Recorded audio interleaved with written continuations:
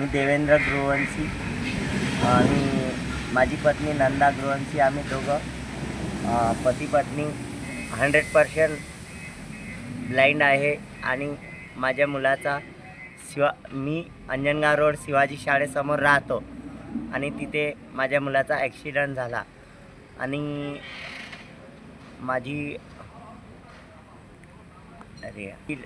म्हणजे विकट आहे आणि माझ्या घरी कमवणारा कोणी नाही.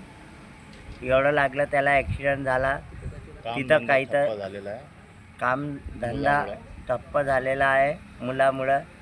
आणि माझी प्रशासनाला एवढी रिक्वेस्ट आहे की तिथे स्पीड ब्रेकर बनावे काहीतरी तिथे. आज माझ्या मुलाचं झालं, अजून कोणाचं होऊ शकते, पण असं होऊ नये.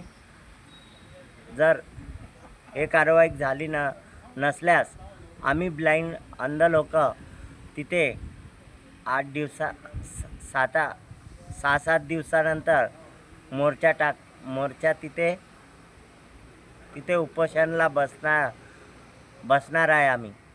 ओके, धन्यवाद.